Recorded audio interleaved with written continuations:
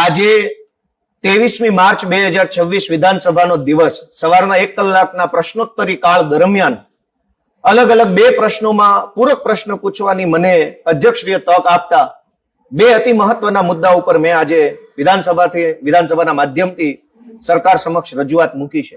એક કે અમારી વિસાવદર વિધાનસભામાં પૂર્વ કેબિનેટ મંત્રી શ્રી કનુભાઈ ભાલાળા રહે છે. એમના વતનનું ગામ જન્મસ્થળ કાલાવડ ગામમાં છેલ્લા 5 વર્ષથી ગ્રામ પંચાયતનું બાંધકામ અધૂરું પડ્યું છે. હું કલેક્ટરને મળ્યો, ડીઆરડીએ ને મળ્યો, ડીડીઓ ને મળ્યો, ટીડીઓ સાથે વાત કરી, બધા સાથે ચર્ચા કરવા છતાં પણ 5 વર્ષથી કેબિનેટ મંત્રીના ગામમાં ગ્રામ પંચાયત બનતી નથી. એ વાતની રજૂઆત આજે મેં વિધાનસભાના માધ્યમથી માનની મંત્રી સાહેબને કરી. મારા મત વિસ્તારના મોણિયા, લીમધરા, કાલાવડ સહિત અનેક ગામોમાં ગ્રામ પંચાયત જ નથી. તો તલાટી ક્યાં બેસે? આશા વર્કર બહેનો ક્યાં બેસે? સરકારી કોઈ કામકાજ હોય, ગ્રામ સભા ક્યાં મળે છે? જો 30 વર્ષની સરકાર ચલાવ્યા પછી પણ ગ્રામ પંચાયતનું મકાન કેબિનેટ મંત્રીના વતનના ગામમાં ન હોય તો ભાજપની આખી સરકારે ડૂબી મરવાની જરૂર છે. એ સિવાય વિસાવદર તાલુકામાં તાલુકા પંચાયતનું મકાન જ નથી.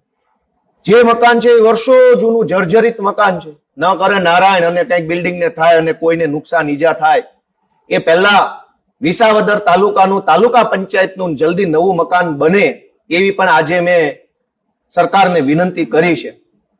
આ સિવાય આજે 23મી માર્ચના રોજ પ્રશ્નોત્તરી કાળ દરમિયાન એક પ્રશ્ન ઉપસ્થિત થયો તો સાતલપુરની અંદર તાલુકા પંચાયતની કચેરી બનાવવાનો. થોડાક સમય પહેલા જયારે હું સાતલપુર તાલુકામાં આમ આદમી પાર્ટીની સભા લેવા ગયો હતો ત્યારે મને ત્યાંના અનેક આગેવાનો, ખેડૂતો, વડીલો મળ્યા હતા.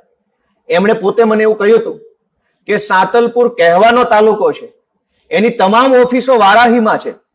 વારાહી જવું હોય તો વચ્ચે એક મોટું ટોલ નાકું આવે છે અને લગભગ 1 કલાકનો સમય લાગી જાય છે સાતલપુરથી વારાહી જવામાં. કે તાલુકાનું નામ સાતલપુર પણ એનો ટીડીઓ વારાહીમાં બેસે, એના મામલતદાર વારાહીમાં, એના પ્રાંત અધિકારી વારાહીમાં, એની વીજળીની ઓફિસ વારાહીમાં. સાતલપુરના લોકોની લાંબા સમયથી માંગણી છે કે સાતલપુરને અલગ તાલુકો બનાવવામાં આવે તો લોકોનો સમય બચે, લોકોના પૈસા બચે અને કામ ઝડપથી થાય. આજે જ્યારે સાતલપુરની નવી તાલુકા પંચાયત બનાવવાની માંગણી ઉપર વિધાનસભામાં પ્રશ્ન મૂકવામાં આવ્યો, એના પૂરક પ્રશ્નમાં મેં સરકારને એવું પૂછ્યું કે સાતલપુરને અલગ તાલુકો બનાવવા માટે કેટલી રજૂઆત મળી અને તમે શું કરવાના છો? સરકાર વતી માનની મંત્રીશ્રીએ